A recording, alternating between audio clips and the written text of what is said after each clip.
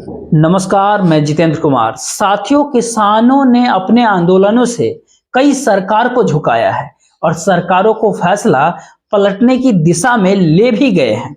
लेकिन इस भारत देश का सच यह भी है कि चुनाव के समय किसानों के जो मुद्दे हैं वो हाशिए पे ढकेल दिए जाते हैं और राजनीतिक तौर पर इस भारत देश के भीतर किसी भी लोकसभा चुनाव के समय किसानों ने कोई ऐसा आंदोलन छेड़ा नहीं जिससे राजनीतिक सत्ता देश की पलट जाए। क्योंकि किसानों के आंदोलन से अगर सत्ता पलट गई तो इस देश की राजनीति का पूरा मिजाज ही एक ही झटके में बदल जाएगा।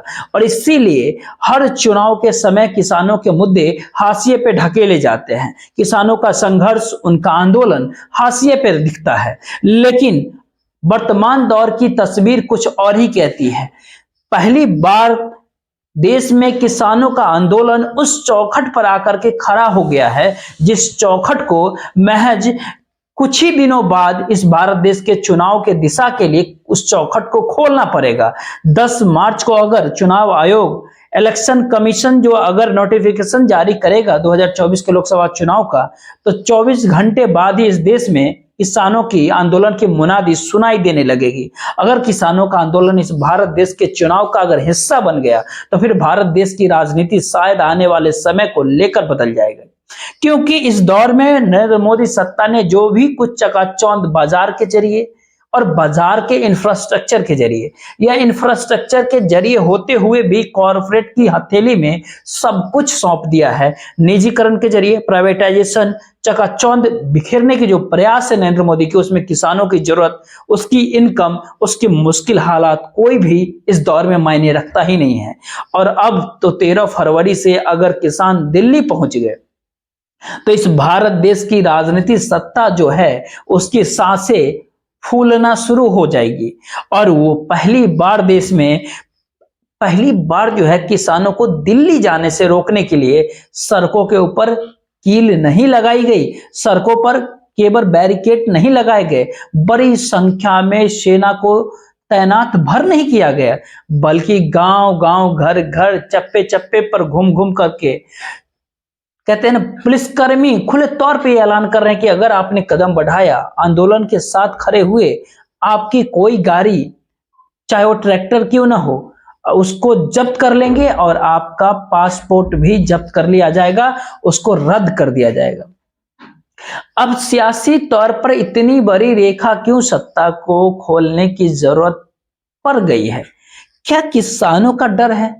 बिल्कुल नहीं। दरअसल उस आंदोलन का डर है जिस आंदोलन को इस दौर में विकसित भारत, विकसित राज्य, विकसित राष्ट्र की परिकल्पना 2047 तक जो लगातार प्रधानमंत्री नरेंद्र मोदी देश की जनता के सामने परोस रहे हैं, उसमें कहीं ना कहीं किसान रुकावट है। और किसानों की संख्या राज्य दर राज्य अगर आप काउंट करते जाइएगा और उसके भीतर भी छोटे और सीमांत किसानों की संख्या, उसमें भी जो आंदोलन से जुड़े हुए जो किसानों की संख्या होती है, वह इस भारत देश की राजनीति सत्ता को पलटने की ताकत रखती है। यही कारण है कि एक और रुकावट है, वहीं दूसरी ओर तैयारी है, और वहीं तीसरी ओर प्रधानमंत्री नरेंद्र मोदी बतौर प्रधानमंत्री देश के चुनाव चिन्ह लेकर के आप रैलियों के भीतर निकल पड़े हैं, जो आज मध्य प्रदेश के छबुआ के भीतर नजर आए। यानी प्रधानमंत्री नरेंद्र मोदी इस बात को जान चुके हैं कि उनके पद पर रहते हुए, प्रधानमंत्री के पद पर रहते हुए चुनाव चिन्ह को सामने रख करके किसी चुनावी रैली के तर्ज पर ही अपनी बात को रखने की जरूरत है। वो आज आदिवासियों के बीच थे और आदिवासियों के सवाल भी आज इस बार किसान अपने साथ जोड़ लिया है। 5वीं अनुसूची लागू होनी चाहिए। किसानों की जमीन जंगल कैसे छीने जा रहे हैं इस दौर में, उस पर रोक लगनी चाहिए। तो क्या पहली बार इस भारत देश के भीतर में किसान, आदिवासी, मजदूर और इनकी मूलभूत जरूरतें इस मौजूदा नरेंद्र मोदी की सत्ता को डिगाने जा रही है? ये बात लगता है मुझे कि उभर सकता है कुछ दृश्यों के साथ, लेकिन एक तरफ तैयारी हो, वहीं दूसरी ओर सरकार की मुनादी। ये मुनादी क्या होती है सरकार की? दरअसल हरियाणा के भीतर गांव गांव और पंचायत स्तर पर पुलिसकर्मी घूम करके जो ऐलान कर रहे हैं, वो ऐलान पहले आप जरा एक बार सुन लीजिए। सभी ग्रामवासियों को सूचित किया जाता है कि 13 फरवरी को वह दिल्ली के बॉर्डर की तरफ न आगे बढ़े। किसानों द्वारा किया गया आंदोलन उसके भीतर कोई भी ग्रामवासी अगर शामिल होगा तो उस ग्रामवासी के खिलाफ कड़ी कार्रवाई की जाएगी। जिस ग्रामवासी के परिवार के किसी सदस्य की संलिप्तता जो है अगर पाई गई किसान आंदोलन में, तो उसके बाद कड़ी से कड़ी कार्रवाई होगी उन पर। जो भी उनकी गाड़ी की मौजूदगी अगर आंदोलन के साथ नजर आई तो वह सबको जब्त कर ली जाएगी, वो चाहे ट्रैक्टर हो, जेसीबी हो या कोई भी वाहन हो, और उनके लाइसेंस पासपोर्ट रद्द कर दिए जाएंगे। ये ऐलान जो है हरियाणा के भीतर गृह मंत्रालय द्वारा जारी एक नोटिस के बाद खुले तौर पर होने लगा। अब यहाँ पर आपके मन में एक सवाल होगा, क्या सच में इतनी घबराहट दिल्ली सत्ता की हो गई? और इसी घबराहट के साथ किसानों की बढ़ती हुई संख्या आंदोलन का शक्ल में जब उभर करके सामने आ रही है, तो हरियाणा ही बीच का एक ऐसा राज्य होता है जहां पर भारतीय जनता पार्टी का सत्ता है। पंजाब में आम आदमी पार्टी है, दिल्ली में आम आदमी पार्टी है, लेकिन दिल्ली तक कोई ना पहुंचे। और इस दौर में मीडिया ब्लैकआउट कर दे इन सारे खबरों को दिखाने से, और जब खबर अगर चलेगी ही नहीं तो अलग अलग जगहों पर इंटरनेट भी बंद कर दिए जाएंगे। और आज भी करीब करीब 12 जिलों के भीतर इंटरनेट बंद हो गए, जो अगले 13 तारीख नहीं बल्कि उसके बाद तक भी इंटरनेट बंद रहेगा, करीब 16 तारीख तक, क्योंकि 16 तारीख को देशव्यापी बंद का ऐलान किसानों ने किया है। अब इस सारे सिलसिले बार तरीके से इसको समझे, उससे पहले किस प्रकार से किसान निकलने को तैयार है, दिल्ली कूच करने की तैयार है, इसकी एक झलक आपको देखनी चाहिए। और पंजाब राज्य के भीतर बाकायदा मालाएं भी पहनाई जाती है और फूल भी छींटे जाते हैं, और पत्नियों के द्वारा पति को दिल्ली कूच की दिशा में बढ़ने की इजाजत नहीं बल्कि उत्सव के साथ तैयारियां भी हो रही है। जरा एक कुछ तस्वीर को आप देखिए।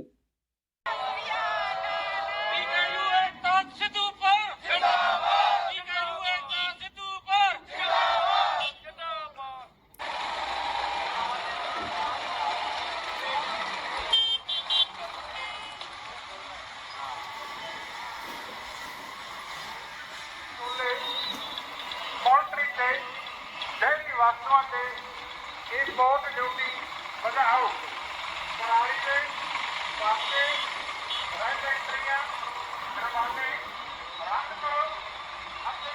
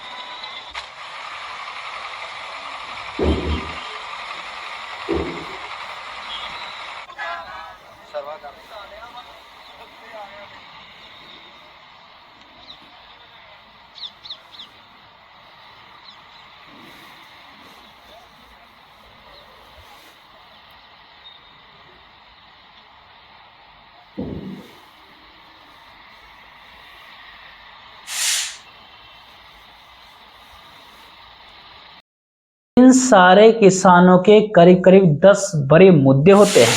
उन सारे मुद्दों को लागू क्यों नहीं होना चाहिए, इसका जवाब देश के कृषि मंत्री जो इससे पहले थे वह नहीं दे सके। वर्तमान समय में भी कौन देगा इस बात को कोई नहीं जानता। हालांकि कल चंडीगढ़ के भीतर 26 सेक्टर के भीतर बैठक होनी है, 3 केंद्रीय मंत्री पहुंचेंगे और 3 केंद्रीय मंत्री के साथ जो किसान सभा है वहां की जो मौजूद है, जो आंदोलनरत है, उनके लोगों के साथ बातचीत होगी। लेकिन सवाल यही उठता है कि एमएसपी अगर जो मिनिमम सपोर्ट प्राइस है, अगर सरकार उसका ऐलान साल दर साल बढ़ाते चली जा रही है, अब वो 2000 के भी पार हो गया है, तो उस कीमत के ऊपर खरीद होती क्यों नहीं है और इसकी गारंटी दी क्यों नहीं जाती है। इसीलिए पहला मुद्दा, सभी फसलों की एमएसपी खरीद की गारंटी को कानून बना दिया जाए, जिसका आश्वासन इससे पहले 3 कानून जो काले लाए गए थे उसको जब लागू करने का जिक्र हुआ था तो किसानों ने आंदोलन कर दिया और उस आंदोलन को कुचलने की, दबोचने की, खत्म करने की बड़ी कोशिश की गई। लेकिन आखिर में प्रधानमंत्री नरेंद्र मोदी को झुकना पड़ा, क्योंकि उस समय उत्तर प्रदेश का चुनाव, विधानसभा चुनाव काफी करीब आ गया था। अब तो देश का चुनाव है, तो क्या होगा, तो दिल्ली में पहुंचने ही नहीं देना है। और दिल्ली में नहीं पहुंचने देने के बीच किस किस प्रकार की तैयारी है, उन सारे तैयारी को आप देखें। इससे पहले इन सारे मांगों की एक लिस्ट को समझिए कि एमएसपी गारंटी होना चाहिए, स्वामीनाथन आयोग के हिसाब से कीमत मिलनी चाहिए, किसानों के कर्ज माफ होना चाहिए, पेंशन मिलनी चाहिए, भूमि अधिग्रहण जो 2013 के भीतर लेकर आया गया था उसको अब लागू कर दिया जाना चाहिए। लखीमपुर कांड में जो किसानों को कुचला गया था उसके दोषियों को अब तक सजा हुई नहीं है, सजा उनको मिलनी चाहिए। उस आंदोलन के भीतर 700 से ज्यादा किसान शहीद हो गए थे, उनके परिवारों को मुआवजा अभी भी नहीं मिला है। उनके मुआवजा और नौकरी दोनों की व्यवस्था होनी चाहिए। जो विद्युत संशोधन विधेयक जो 2020 को लाया गया उसको आप रद्द कर दीजिए। आपने उस समय बताया था कि रद्द कर देंगे, लेकिन अब तक रद्द हुआ नहीं है। और किसानों में भी मजदूरों को साथ जोड़कर अब यह आंदोलन मनरेगा को भी साथ कर रहा है और कहना है बहुत साफ होता है, 100 दिन नहीं 200 दिन काम मिलनी ही चाहिए। 365 दिनों में से 200 दिन काम मिलनी चाहिए और दिहाड़ी बढ़नी चाहिए। 700 रुपये दिहाड़ी होनी चाहिए, जो इस समय 200, 250, 300 के बीच अलग अलग राज्यों के भीतर दौड़ती है। और सबसे बड़ी बात कि पहली बार देश में उन बातों का जिक्र हो रहा है जो सरकार को यूं ही कार्रवाई करनी चाहिए थी। नकली बीज, कीटनाशक दवाइयां और खाद भी जो कंपनियां गलत तरीके से देश में अलग अलग राज्यों के भीतर अलग अलग दुकानों के जरिए बेच रहा है, उनको रोका ही नहीं जाए बल्कि उसके खिलाफ कार्रवाई की जाए और कानूनी कार्रवाई उस पर अच्छे से होनी चाहिए। ये तो सामान्य से स्थिति है, होना चाहिए, लेकिन ये सब नहीं हो रहा है। इन सब के बीच जिक्र एक बात होती है कि मसालों को लेकर के एक राष्ट्रीय आयोग बन जाए और आदिवासियों को जोड़ने के लिए पहली बार जिक्र है कि संविधान की 5वीं अनुसूची को आप लागू कर दीजिए और आदिवासियों की जमीन जो कॉरपोरेट लूट रहा है उस पर रोक लगनी चाहिए। अब कोई भी सवाल पूछ सकता है, जिस सरकार की नब्ज को कॉरपोरेट के हाथों में थमा दिया गया और कॉरपोरेट के पूरे नेटवर्क से इस भारत देश के भीतर अर्थव्यवस्था का विकास देखा जा रहा है, ऐसे में उस आंदोलन को दिल्ली तक कौन पहुंचने देगा और क्यों पहुंचने देगा, और डिगती हुई सत्ता को और डिगाने कौन देना चाहेगा। लेकिन सरकार की सांसें फूलती है, उसका असर सड़कों पे दिखाई पड़ रहा है और किस प्रकार से समूचे हरियाणा पंजाब के लोग बॉर्डर जो दिल्ली की तरफ लग रहे हैं या फिर दिल्ली कूच कर रहे हैं, उस दिशा में कैसी रोक है, इस सारे छवि को भी एक बार आपको देखना चाहिए।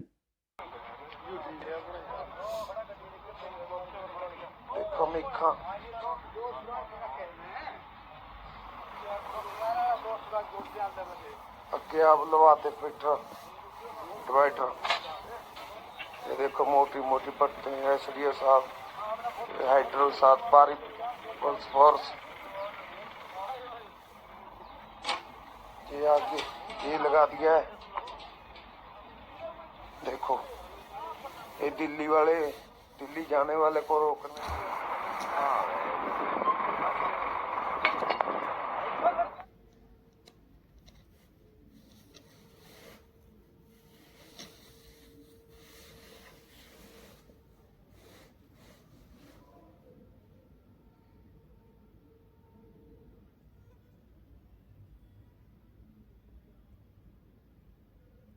सिर्फ सड़क नहीं, घर पंचायत पंचायत घूमकर किसी भी ग्रामीण को इस आंदोलन में शामिल होने से रोकने के लिए मुनादी तो पुलिस ने शुरू कर दी।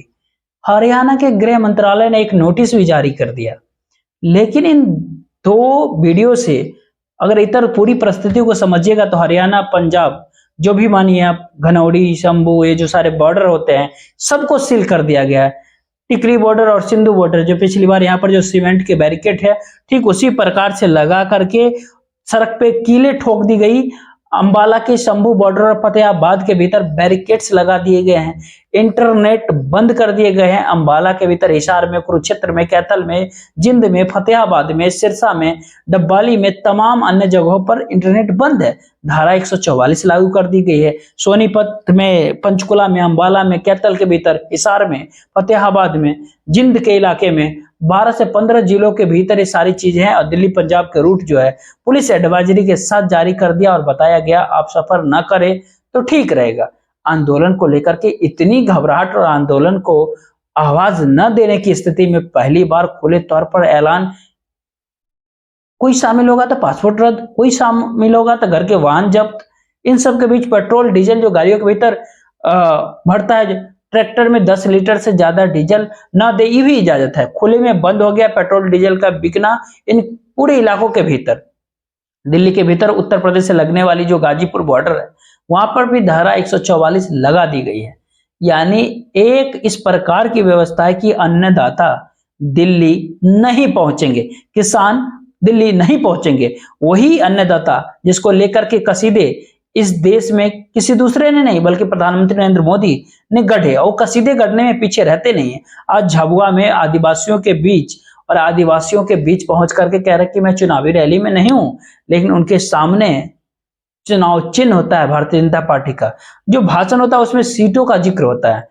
और इसको आप खुद ही सुन करके देखिए कि टैक्स पेयर के पैसे से प्रधानमंत्री नरेंद्र मोदी चुनावी रैलियों की दिशा में आगे बढ़ जाएं, उससे पहले कभी देखा सुना नहीं होगा इससे पहले। लेकिन आज वो भी आप देख लीजिए, इनको सुन भी लीजिए। जब विपक्ष में से आवाज आई 400 पार, तो फिर मैंने कहा देखो भाई, एनडीए की 400 पार की बात तो मैं भी सुन रहा हूं, लेकिन मैं ये भी सुन रहा हूं कि अकेला बीजेपी, अकेला कमल का निशान 370 पार करेगा।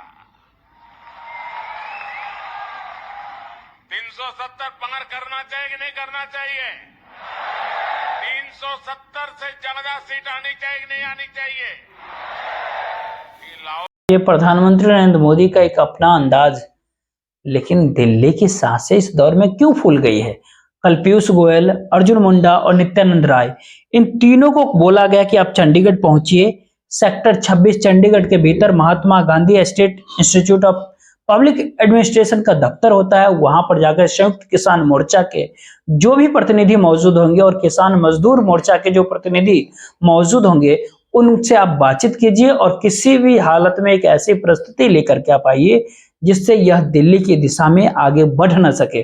तो सारी मांगे मान ली जाएगी या इस बैठक के भीतर धमकी दी जाएगी, चेतावनी दी जाएगी, चुनौती दी जाएगी, क्या कुछ किया जाएगा बैठक के भीतर? क्योंकि दिल्ली की सांसें इस दौर में इसलिए भी फूल चुकी है क्योंकि राज्य दर राज्य सरकार के पास डाटा मौजूद है कि जो किसान मोर्चा है, जो किसान मजदूर मोर्चा है, उनसे जुड़े हुए कितने किसानों की संख्या, कहते हैं गिनती के हिसाब से परिवारों के लिहाज से अगर वोट में तब्दील करें तो कितना होगा। अगर हर परिवार के सिर्फ एक एक व्यक्ति को अगर किसान माने तो पंजाब के भीतर करीब 19 से 23 लाख किसान हैं जो इस आंदोलन के भीतर शरीक शामिल मानसिक तौर पर हो चले हैं। अब फिजिकली उनकी मौजूदगी कैसे होगी, इसी को रोकने के लिए 3 मंत्री कल पंजाब के चंडीगढ़ में मौजूद होंगे। हरियाणा के भीतर करीब 15 से 18 लाख किसान हैं जो इस आंदोलन के भीतर सीधे तौर पर शिरकत कर सकते हैं। शिरकत तो करे या ना करे, लेकिन मानसिक तौर पे हैं। अगर सरकार उनके ऊपर कार्रवाई करती है, दबाव देती है, तो फिर कितना समय बचा है लोकसभा के चुनाव में? पिछली बार तो आंदोलन हुआ था तो 1 साल चल गया था। उस समय में जब चुनाव नजदीक आया तो सरकार को झुकना पड़ गया, लेकिन अब तो केवल 2 महीने 2.5 महीने का समय है और 1 दिन के बाद से ये आंदोलन की मुनादी होनी है। दिल्ली की तरफ कूच करने की किसानों की तैयारी है और राजस्थान वहां तीसरा राज्य जहां पर से 56 से 72 लाख लोग, 72,000 किसान जो होते हैं, जो छोटे और सीमांत किसानों की जो संख्या होती है और ऐसे संगठनों से जुड़े होते हैं। ये तमाम सारे राज्यों की जब जानकारी इकट्ठा करने के दौरान आपको पता चलेगा कि जो किसान मोर्चा, मजदूर संगठन, ऐसे कितने लोग हैं जो डायरेक्ट एक्टिव होते हैं, सक्रिय होते हैं। पंजाब में 19 से 23 लाख, हरियाणा में 15 से 18 लाख, राजस्थान के भीतर 56 से 72 लाख, उत्तर प्रदेश के भीतर इनकी संख्या 92 लाख यानी 92 लाख, यानी कुल करीब 2.5 करोड़ के आसपास किसान होते हैं। लेकिन 92 लाख ऐसे होते हैं जिसमें मैक्सिमम सबसे ज्यादा 62 लाख किसान परिवार जो होते हैं वो पश्चिमी उत्तर प्रदेश के भीतर में रहते हैं, जो आंदोलन के दौर में सक्रिय होते हैं। और सवाल यह भी इस बार उठ रहा है कि पश्चिमी उत्तर प्रदेश के भीतर चौधरी चरण सिंह को भारत रत्न का सम्मान देने के बाद जब राष्ट्रीय लोकदल भारतीय जनता पार्टी के साथ खड़ा है, तो क्या राजनीतिक तौर पर यह किसान भी एक ही झटके में आरएलडी के साथ खड़े होकर के भारतीय जनता पार्टी के हक में खड़े हो जाएंगे, या अपने हक की लड़ाई और अधिकारों की लड़ाई का जिक्र करेंगे, जिसके भीतर बड़ा मुद्दा केवल एमएसपी का ही तो है। एमएसपी के ऊपर गारंटी क्यों नहीं मिलनी चाहिए, जब इस भारत देश के भीतर नरेंद्र मोदी की गारंटी के नाम पर भारत देश को चलाया जा रहा है, तो फिर क्यों एमएसपी मोदी गारंटी क्यों नहीं? ये सारे सवाल किसानों के भीतर दौड़ने लगा है कि नरेंद्र मोदी अपनी गारंटी दे दे और कह दे कि मेरी गारंटी है, अब आपको एमएसपी पर कानून बन गया और आपको हर हाल में एमएसपी पर ही आपको अनाज खरीदा जाएगा। और अलग अलग हिस्सों के भीतर जहां जहां भारतीय जनता पार्टी शासित राज्य नहीं है, अगर उन जगहों की अगर टटोलेंगे परिस्थिति, तो तेलंगाना के भीतर किसानों की संख्या जो आंदोलन से जुड़े रहे उनकी संख्या 29 से 36 लाख के बीच होती है। कर्नाटक के भीतर ये 49 से करीब 53 लाख के बीच है। बिहार के भीतर ये 75 से 83 लाख के आसपास है। हिमाचल प्रदेश के भीतर ये 7 से 8-9 लाख के अंदर है। पश्चिम बंगाल में 44 से 48 लाख के बीच होती है। महाराष्ट्र में 85 लाख से 1 करोड़ किसान के आसपास होते हैं। तो आंदोलनरत किसान देश के और उनके साथ सत्ता का टकराव और सत्ता से ही सारी मांग होती है कि इन सारे बातों को आप मान लीजिए, अन्यथा हमारा आंदोलन आगे बढ़ेगा। ये किसानों की मांग होती है। और सबसे बड़ा सवाल उठता है, इस भारत देश के भीतर में जो खास तौर पर ग्रामीण क्षेत्र हैं, ग्रामीण इलाके हैं, और ग्रामीण क्षेत्रों में भी जो किसान प्रभावित इलाके होते हैं, जो सीधे सीधे बाजार से कनेक्ट नहीं हो पाते हैं, उन इलाकों के भीतर सबसे बड़ी संख्या बिहार की होती है, उत्तर प्रदेश की होती है, मध्य प्रदेश राज्य की होती है, महाराष्ट्र की होती है, तेलंगाना की राज्य होती है, पश्चिम बंगाल की होती है, छत्तीसगढ़ की होती है। इन सारे राज्यों की तमाम सीटों को आप इकट्ठा करना शुरू करेंगे और इसको एक एक करके समझेंगे तो करीब करीब 175 लोकसभा की सीटें सीधे सीधे तौर पर अगर किसान ने खुद को अपनी जाति अगर मान ली और सियासी तौर पर अगर वह खड़े हो गए, तो फिर यूं तो इस भारत देश के भीतर करीब 345 सीटों पर प्रभावित होते हैं, लेकिन आंदोलनरत जो खास तौर पर उत्तर भारत होता है और कुछ उसका पूर्वी भारत का जो हिस्सा होता है, उसके भीतर भी करीब करीब 175 सीटें सीधे तौर पर प्रभावित होंगे। यानी सियासी तौर पर ये सारे मुद्दा न बने, हर हाल में अगले 2 दिनों के भीतर यह आंदोलन पूरी तरीके से दब जाए या दिल्ली की दिशा में आगे ना बढ़े, इसके लिए इंटरभर ब्लैकआउट नहीं है, ये राष्ट्रीय मीडिया चैनल के ऊपर भी ब्लैकआउट है, जहां पर एक खबर नहीं भी दौड़नी चाहिए, टीवी स्क्रीन पे कुछ भी किसानों से संबंधित नहीं दिखाई देनी चाहिए। आप इसको ब्लैकआउट कर दीजिए और हर ग्राम में निवास करने वाले लोगों को चेतावनी दी जा चुकी है। हरियाणा में तो मान करके चले कि वह एक हिसाब से राज्य की सत्ता के खिलाफ है, तो उसके खिलाफ कानूनी कार्रवाई होगी। भारत तो लोकतंत्र का वह जमीन है जहां पर अभिव्यक्ति की आजादी, आंदोलन की आजादी, संघर्ष करने की परिस्थिति, सब कुछ तो साथ रहती है, लेकिन ये सब के सब इस दौर में गायब क्यों हो गई है? क्योंकि देश में चुनाव है, राजनीतिक सत्ता इस बात को समझ चुकी है कि अगर किसान इस देश में अगर मुद्दा बन गया, फिर वह विकसित राष्ट्र के उस सारे स्वप्न का क्या होगा। और जो नेटवर्थ के आश्रय तीसरी बड़ी इकोनॉमी का जिक्र है, उसके भीतर का सच होता है कि इस भारत देश में 80% लोगों की कमाई 15,000 रुपए से ज्यादा नहीं है। 10%, 80 के बाद 10% जो होते हैं उनकी कमाई 25,000 से ज्यादा नहीं होती है। यानी 90% लोगों की कमाई 25,000 महीने से इस देश के भीतर उससे ज्यादा होती नहीं है। अगर गरीबों के आकलन तरे इस देश में 55% जनसंख्या अभी भी प्रतिदिन 20 रुपया भी कमा पाने की स्थिति में नहीं होती है, लेकिन सरकार के डाटा अपनी जगह होती है और आंदोलन की भीड़ अपनी जगह होती है, जिसको देख करके दिल्ली की सांसें इस दौर में फूलना शुरू हो गई है। देखते रहिए, आप अपना इजाजत दीजिए। जय हिंद, जय भारत।